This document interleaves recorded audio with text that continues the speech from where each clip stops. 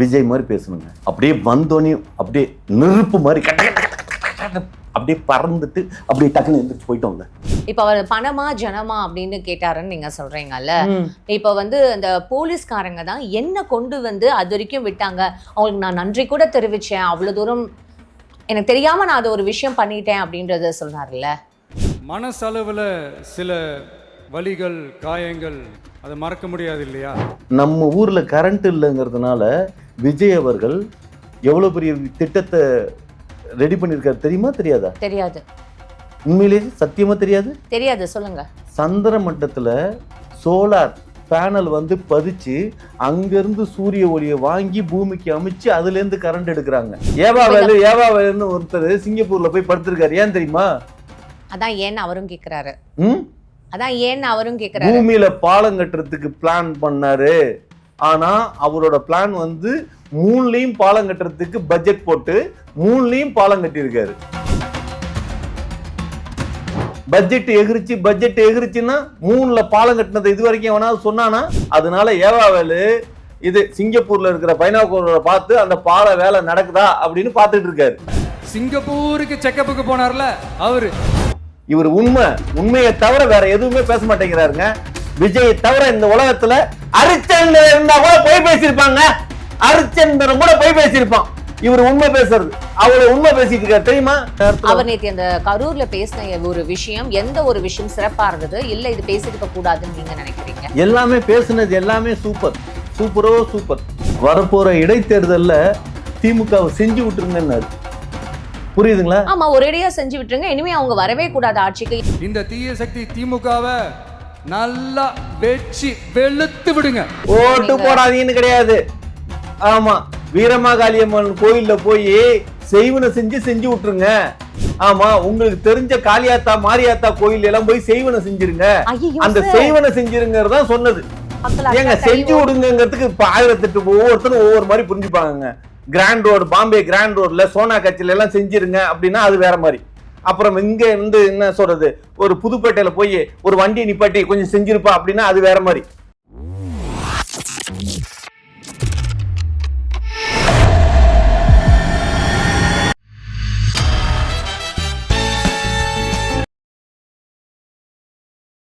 இப்ப அவர் பணமா ஜனமா அப்படின்னு கேட்டாருன்னு நீங்க சொல்றீங்கல்ல.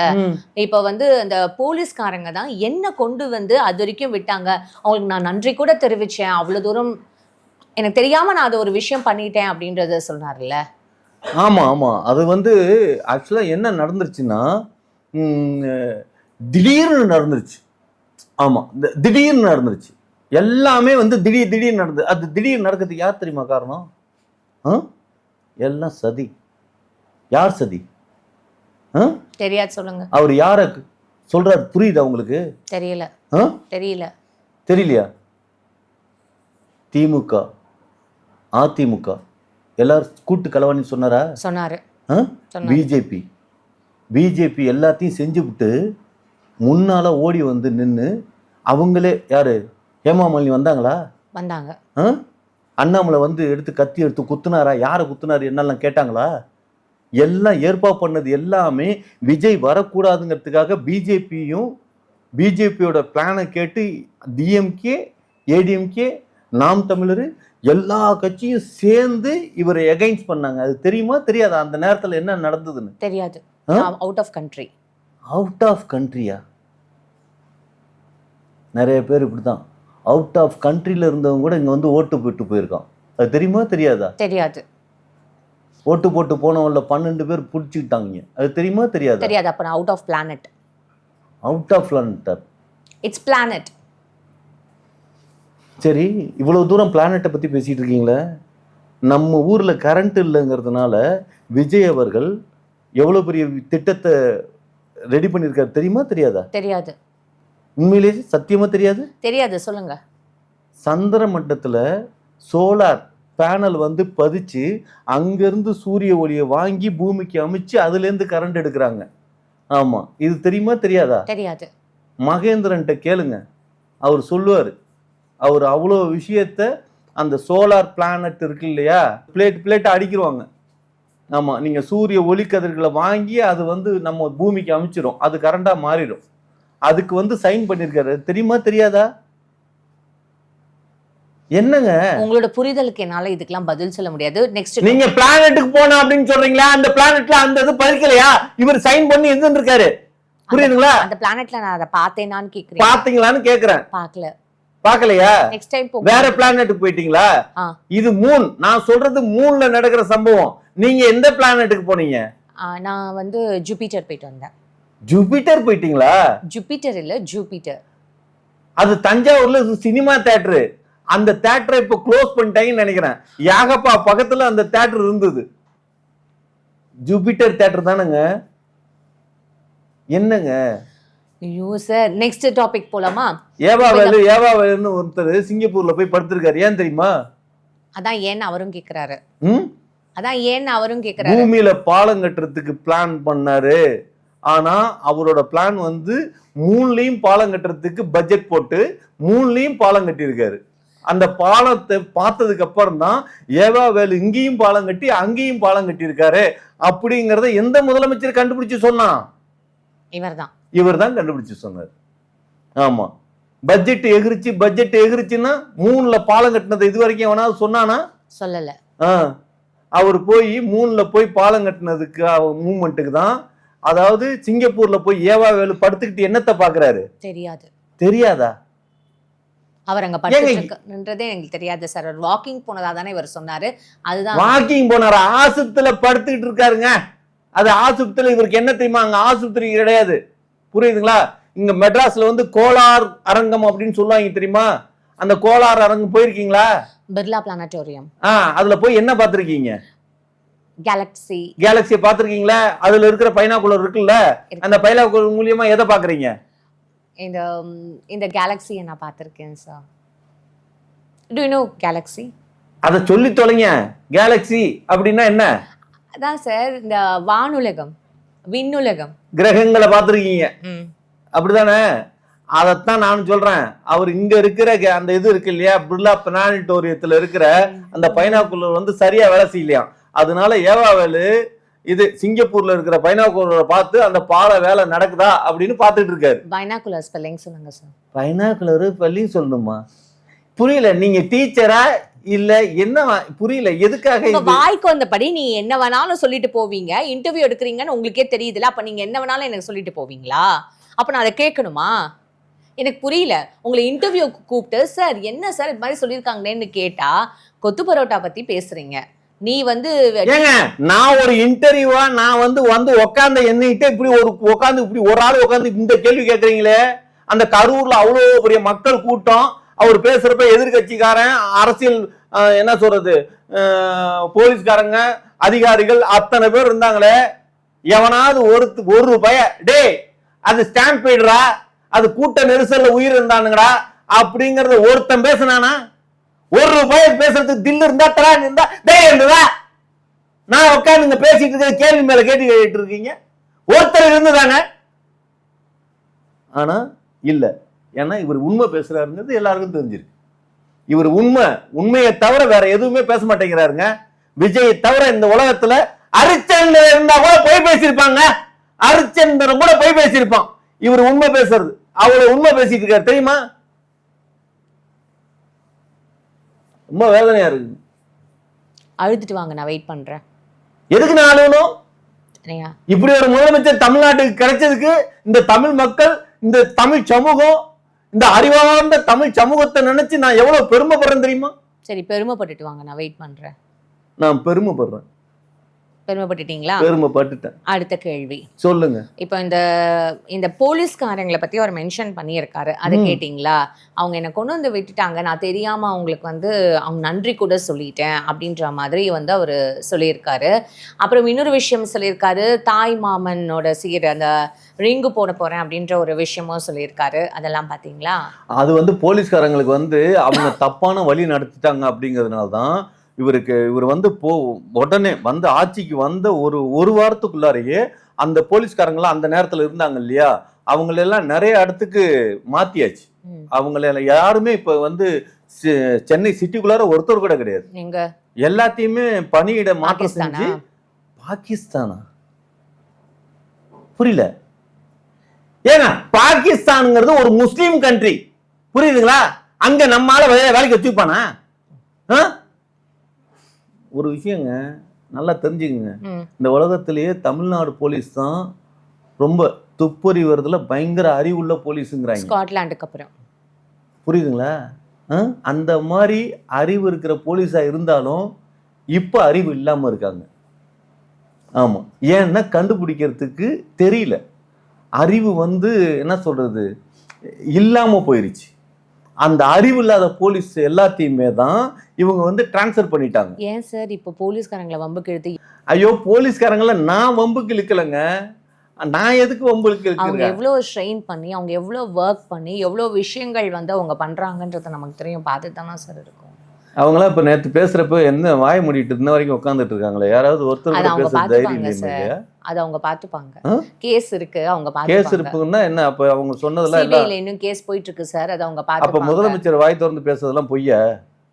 ஒரு அதான் மேடையில சார் அத்தனை அவங்க பேர் முன்னால பாத்துப்பாங்க. ஒரு குழு போட்டு தேடினாங்க.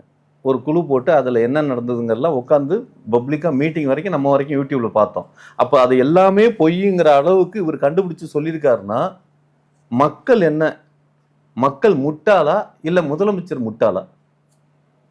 மக்கள் முட்டாளா, முதலமைச்சர் முட்டாளா? மக்கள் அறிவில்லாதவனா இல்ல முதலமைச்சர் அறிவில்லாதவரா? சார் இதெல்லாம் தேவையில்லாத ஒரு இல்ல பேச்சு சார். தேவையில்லாத நம்ம எல்லாம் நீங்க தெரிஞ்சுக்கணும்ல. தேவையில்லாத பேசுறீங்க ஏன்னா சார். ஒரு நேரத்துல அதாவது நீங்க ரொம்ப அறிவார்ந்த நீங்க பேசுறதா நினைச்சு இந்த மாதிரி எல்லாம் சொல்லிட்டு இருக்கீங்க. இல்ல which is very bad. அறிவார்ந்த தமிழ் சமூகம் வேடிக்கை பார்த்துட்டு இருக்குது இல்லையா? நம்ம தானே அந்த அறிவார்ந்த தமிழ் சமூகம். நமக்கு ஒரு நேரத்துல அவர் நேத்து அந்த கரூர்ல பேசின ஒரு விஷயம், எந்த ஒரு விஷயம் சிறப்பா இருந்தது, இல்ல இது பேசிருக்க கூடாதுன்னு நீங்க நினைக்கிறீங்க? எல்லாமே பேசுனது எல்லாமே சூப்பர். வரப்போற இடைத்தேர்தல்ல திமுகவை செஞ்சு விட்டுருங்கன்னாரு, புரியுதுங்களா? ஆமா, ஒரேடியா செஞ்சு விட்டுருங்க. இனிமே அவங்க வரவே கூடாது ஆட்சிக்கு. ஏன் சார் போன ஆட்சியில அவ்வளவு லஞ்சம் இருந்ததுன்றாங்க, ஊழல் இருந்ததுன்றாங்க, எல்லா துறையிலுமே லஞ்சம் இருந்தது அப்படின்றத நம்ம பார்த்தோம் இல்லையா சார்? அதுதானே அவர் மீன் பண்ணி சொல்லியிருக்காரு. செஞ்சு விட்டுருங்கிறாரு. அந்த என்ன செஞ்சு விடுங்கன்னு ஏதாவது விளக்கம் எவனாவது கொடுத்தானா? அதான் இடைத்தேர்தல்ல அவங்களுக்கு ஓட்டு போடாதீங்கன்றது தான் சார். அது ஓட்டு போடாதீங்கன்னு கிடையாது. ஆமா, வீரமாகாளியம்மன் கோயில்ல போய் செய்வன செஞ்சு விட்டுருங்க. ஆமா, உங்களுக்கு தெரிஞ்ச காளியாத்தா மாரியாத்தா கோயில் எல்லாம் போய் செய்வன செஞ்சிருங்க. அந்த செய்வன செஞ்சிருங்கிறதா சொன்னது, புரியுதுங்களா? இதான் செஞ்சு விட்டுருங்க. ஆமா, செஞ்சு விட்டுருங்க அப்படின்னு சொன்னது அது அவர்தான், அதுதான் சொன்னாரு. இனிமே தமிழுக்கு தமிழ் டிரான்ஸ்லேஷன் வைக்கணும்ன்றத நான் தமிழுக்கு தமிழ் டிரான்ஸ்லேஷன். ஆமா, டிரான்ஸ்லேஷன், அவர் பேசுற தமிழுக்கே தமிழ் டிரான்ஸ்லேஷன் வைக்கணும்ன்றத நான் ஃபீல் பண்றேன். இதுதான் உங்களோட புரிதலா? உங்கள மாதிரி தான் புரிஞ்சிட்டு இருப்பாங்களா அப்போ? ஏன் புரியல நீங்க சொல்றது? எனக்கு புரியல. அவரு என்ன செஞ்சு விட்டுருங்கிறது அதை யார் தப்பா புரிஞ்சுக்கிட்டீங்க நீங்க எல்லாரும்? ஏங்க, ஒரு எதிர்கட்சியை ஓட்டு போடாதீங்கிறத வார்த்தையை சொல்ல மாட்டாங்களா யாரும்? திமுகவுக்கு ஓட்டு போடாதீங்க, நமக்கு ஓட்டு போடுங்கன்னு சொல்லாம அவரோட பாணி, என்ன அவரோட செஞ்சு விட்டுருங்கிறது என்னங்க செஞ்சு விடுறது? அது அவரோட பாணி, அவரோட ஸ்டைல் ஆஃப் ஸ்பீச் சார். அது ஒரு அவரு அதுதானே இத்தனை வருஷமா கடைபிடிச்சிட்டு வராரு. அதை பார்த்து மக்கள் ஏங்க செஞ்சு விடுங்கிறதுக்கு 1008 ஒவ்வொருத்தரும் ஒவ்வொரு மாதிரி புரிஞ்சுப்பாங்க. கிராண்ட் ரோடு, பாம்பே கிராண்ட் ரோட்ல சோனா கட்சியில எல்லாம் செஞ்சிருங்க அப்படின்னா அது வேற மாதிரி. அப்புறம் இங்க என்ன சொல்றது, ஒரு புதுப்பேட்டையில போய் ஒரு வண்டி நிப்பாட்டி கொஞ்சம் செஞ்சிருப்பா அப்படின்னா அது வேற மாதிரி. ஆமா, பஞ்சர் கடையில போய் பஞ்சர் ஆயிடுச்சுன்னு அவன்கிட்ட கொஞ்சம் டயரை கட்டி கொஞ்சம் செஞ்சிருப்பா அப்படின்னா அது வேற மாதிரி, புரியுதுங்களா? ஒவ்வொரு சமையல் பண்ணி இதை கொஞ்சம் செஞ்சிடுமான்னு சொன்னா அது வேற மாதிரி. இதானே இதெல்லாம் ஒரு எக்ஸாம்பிள். ஏங்க அதனால அந்த செஞ்சதுங்கிறது இவங்களுக்கு யாருக்குமே புரியலங்க. செஞ்சு விட்டுறதுங்கிறதே வேற. நான் தான் சொன்னேனே, அடுத்த வாட்டி அவர் தமிழுக்கு தமிழ் டிரான்ஸ்லேஷன் தான் கொடுக்கணும்னு. ஒரு விஷயம் தெரியுமா? தெரியாது. அவங்க அப்பா தமிழன் கிடையாது, அவங்க அம்மாவும் தமிழன் கிடையாது, ஆனா இவர் தமிழன். சீரியஸா ஏன் தமிழன் ஆனார் தெரியுமா? ஒரு கதை வச்சிருப்பீங்களே, சொல்லுங்க. தமிழ்நாட்டு மக்களுக்கு நல்லது செய்யணுங்கிறதுக்காக தமிழன் ஆயிட்டாரு. தமிழா மாறிட்டாரு. தமிழ்னா மாறிட்டாரு. தமிழனா பிறக்கணும்னு அவசியம் இல்ல, தமிழனுக்கு நல்லது செய்யறதுக்கு தமிழனா பிறக்கணும்னு அவசியம் இல்ல. ஆமா, தமிழனா மாறி. அவர் என்ன பஞ்சாபியா இருந்தாரா? இது மாதிரி அவர் பஞ்சாபியா இருந்தாரா? ஏங்க இப்ப சேட்டுங்க இங்க இருக்காங்க, புரியுதுங்களா? இங்க இந்திக்காரன் புள்ள பக்குறான். புள்ள பத்து அப்பனும் ஆத்தாலும் ஹிந்தி, ஆனா பிறக்கிற புள்ள தமிழ் பேசுது. அப்ப அவன் இந்திக்காரனா தமிழ்காரனா? அதே மாதிரி இவங்க யாரு, எஸ்ஏசி சந்திரசேகர் ஐயாவும் அவங்க சோபா அம்மாவும் வெவ்வேறு மொழி வெவ்வேறு இனம், ரெண்டு பேரும் ஒண்ணு சேர்ந்து இங்க புள்ளைய பத்துட்டாங்க, புரியுதுங்களா? அதனாலதான் இவர் தூய தமிழ்ல பேசிட்டு இருக்காரு. இந்த தமிழ்நாட்டுக்கு முதலமைச்சர் ஆயிருக்காரு. நீங்க பேசுறதுக்கும் இதுக்கும் ஏதாவது சம்பந்தம் இருக்கா? இப்படி தானே இவர் கரூரில் பேசியிருக்காரு. எல்லாம் ஒன்றுக்கு ஒன்று சம்மந்தப்படுத்தி கரெக்டாக பேசியிருக்காரா? இப்போ நான் என்ன பேசியிருக்கணும், இந்த நிகழ்ச்சியில் முழுக்க நான் எப்படி பேசியிருக்கணும் அதே மாதிரி தானே அவர் பேசியிருக்காரு. அதாவது மக்கள்கிட்டே விட்டுடலாம். மக்கள்கிட்டே விட்டுடலாம்னா அறிவு இருந்தால் அறிவு இல்லாமையா? இப்போ நான் பேசியிருக்கிறது அறிவோடு பேசியிருக்கேன்னா அறிவு இல்லாமல் பேசியிருக்கேனா? நான் பைத்தியமா, லூஸா, இல்லை சரியா தவறா? நான் பேசுனதுக்கும் முதலமைச்சர் பேசுனதுக்கும் ஏதாவது வித்தியாசம் இருக்கா? சொல்லுங்க. சரி சார். சரி சார். Thanks for coming. எதுக்கு தேங்க்ஸ் ஃபார் கமிங்? ஸ்கூல்ல இவர் பேசுனதை ஓட்டினானுங்களே சார். அந்த தலைமை ஆசிரியரை பணியிட நீக்கம் செஞ்சிட்டாங்க சார். எந்த விதத்துல சரி? இதெல்லாம் காட்டலாமா சார்? அப்படி பார்த்தா கூட இதுக்கு முன்னாடி உதயநிதி அவர்கள் பிறந்த நாளைக்கு கூட குழந்தைங்களை வெள்ள நிக்க வச்சு அவங்கள பாட சொன்னதெல்லாம் நம்ம பார்த்துட்டு தானே சார் வந்தோம். அவங்கள தம் பிரிண்ட் வச்சு உதயநிதி அவர்களோட ஃபேஸ் எல்லாம் வச்சு இது பண்ணும்போது அப்ப யாருமே கேள்வி கேட்கலையே சார் பள்ளி கல்வித்துறைய. இவர் பண்ணதுக்கு மட்டும் எல்லாருமே வந்து கேக்குறீங்க. யார் பண்ணாலுமே தப்புதான். இவர் பண்றது சரிங்க, இவர் பண்றது சரின்னு நான் சொல்லி பேசிட்டு இருக்கேன். இவர் பண்றது ஒவ்வொரு பள்ளிக்கூடத்துலயும் ஒவ்வொரு கவர்மெண்ட் ஸ்கூல்லயும் இனிமேல் ஹிந்தி கட்டாய பாடமா இருக்கணும். எல்லா பள்ளிக்கூடத்திலும் ஜனகணமனம் பாடுறாங்கல்ல, ஜனகணமனம் என்ன லாங்குவேஜ்? ஹிந்தி தானே அது, ஹிந்தி தானேங்க அது. அப்ப நம்மளே தெரியாம ஒரு லாங்குவேஜ் நம்ம பல வருஷமா பேசிட்டு இருக்கோம், பாடிக்கிட்டு கிடக்குறோம். அது ஹிந்தி இல்ல சார், மராத்திம்பைங்க, பெங்காலி, பெங்காலி ஏதோ ஒரு அலி, புரியுதுங்களா? ஆமா, அது எந்த எலியா இருந்தாலும் பரவாயில்ல. ஆனா நாம இனிமேல் கவர்மெண்ட் ஸ்கூல்ல ஹிந்தி கத்துப்போம். ஆமா, விஜய் அவர்கள் இது போடுவார், திட்டம் போடுவாரு, அந்த திட்டத்தை செயல்படுத்துறோம். விஜய் அவர்கள் எல்லா ஸ்கூல்லயும் டிவி கொடுத்துருவாரு, புரியுதுங்களா? Online class. ஒரு வாரத்துல ஒரு நாள் இவர் இங்க இது தலைமைச் செயலகத்தில் உட்காந்து எல்லா மாணவர்களுக்கும், எல்லா கவர்மெண்ட் ஸ்கூல்ல இருக்கிற மாணவர்களுக்கும் ஒரு ஸ்டேட் ஸ்பீச் பாடம் நடத்துவார், கிளாஸ் நடத்துவார். என்ன கிளாஸ் நடத்துவார்? என்ன சப்ஜெக்ட்? அது ஒவ்வொரு வாரமும் ஒவ்வொரு இது ஒரு அவர் வாழ்க்கையில் நடந்தது. ஒரு நாள் வந்து இது சுறா படத்துல எப்படி நடிச்சாரு அப்படிங்கிற அந்த பத்தி, ஒரு நாளைக்கு வந்து திரிஷாவோட நாய்க்குட்டிக்கு உடம்பு சரியில்லாம அதை தூக்கி பிடிச்சி கொஞ்சினதை பத்தி, இதெல்லாம் அதாவது மிருகங்களோட நாம எவ்வளவு ஈடுபாடோட இருக்கோம். ஒரு நாயோட அன்புக்கும் மனிதரோட அன்புக்கும் எந்த அளவுக்கு ஈடுபாடு இருக்கு, அந்த கட்டி பிடிச்ச போட்டோக்கெல்லாம் விளக்கம் கொடுக்கணும்ல, புரியுதுங்களா? அது மாதிரி ஒவ்வொரு நாளும் ஒவ்வொரு கிளாஸ், அதாவது வாரத்துல ஒரு நாள் அதாவது மாணவர்களுக்கு ஒரு கிளாஸ் எடுப்பார் ஸ்ட்ரெயிட்டா. அவ்வளவுக்கும் எல்லாத்துக்கும் டிவி கொடுத்துருவோம். எல்லா ஸ்கூல்லயும் டிவி வச்சு ஆன்லைன் கிளாஸ் 100% எடுக்கிற எந்த முதலமைச்சர் இந்த உலகத்துல எவனாவது பள்ளி கல்வித்துறைக்கு ஏதாவது இது மாதிரி ஒரு முன்னேற்றமான பாதையை இதுவரைக்கும் எவனாவது பண்ணிருக்காங்க? காமராஜர் சோறு போட்டாரு, எம்ஜிஆர் சோறு போட்டாரு, கலைஞர் பாஸ் கொடுத்தாரு, இப்படி கண்ணாமரான்னு இதுவரைக்கும் உருப்படியான வேலை ஏதாவது செஞ்சிருக்காங்களா? பிச்சைக்காரனாங்க நாட்டில் இருக்கிறவங்க பிச்சைக்காரன் சோறு வாங்கிட்டா தின்னுட்டு இருக்காங்க. இந்த இப்ப தனுசு பிறந்த நாளாம் சோறா போட்டுக்கிட்டு இருக்காரு, பிச்சைக்காரனை ஆழ்ந்துட்டு இருக்காங்களா? சோறு போட்டு பெரியவங்கன்னு பேர் வாங்குறதுக்கு இவர் எங்கேயாவது இது வரைக்கும் சோறு போட்டிருக்காரா? சோறு போட்டிருக்காராங்க இவர். விஜய் எங்கேயாவது சோறு போட்டேன்னு ஒரு பேச்சு கேட்டிருக்கீங்களா? ஒரு வார்த்தையை கேட்டிருக்கீங்களா? மக்களை பிச்சைக்காரனை ஆக்க கூடாதுங்கிற ஒரே காரணத்துக்காக எவனும் சோறு போடல தெரியுமா? ஃபைனா? நான் திருப்பி சொல்றேன், இந்த ஃபைன் போடுற வேலையை வச்சுக்காதீங்க. அது திமுக ஆட்சியோட முடிஞ்சு போச்சு. ஹெல்மெட் போடல நான் ஃபைனு, இல்ல கிளாஸ் இல்ல நான் ஃபைனு, பெல்ட் கார்ல உட்காந்து போறப்ப பெல்ட் போடல நான் ஃபைனு அப்படின்னு. இனிமேல் இந்த ஃபைனுங்கிறது இந்த ஆட்சியில கிடையாதுங்க. ஓகே சார், இவ்வளவு நேரம் எங்க அரங்கத்துக்கு வந்து ரொம்ப அழகா எல்லாமே எக்ஸ்பிளைன் பண்ணீங்க. உங்க நேரத்துக்கு ரொம்ப நன்றி சார். நான் நிறைய பேசணும்னு ஆசைப்படுறேன், ஆனா சீரியஸா சொல்றேன், நிறைய விஷயத்த சொல்ல முடியாம போகுது, மக்கள்கிட்ட கொண்டு போய் சொல்ல முடியல. எங்க சொல்லுங்க கேட்போம். நான் வேணா எழுந்து போயிடுறேன்னு சொல்றீங்களா? நீங்களும் மக்கள் மட்டுமே பேசுங்களேன். விஜய் மாதிரி பேசணுங்க. அப்படியே வந்தோனே அப்படியே நெருப்பு மாதிரி அப்படியே பறந்துட்டு அப்படியே டக்குன்னு எழுந்திரிச்சு போயிட்டோம்ல. சார் எங்க சார் போறீங்க? நன்றி, வணக்கம்.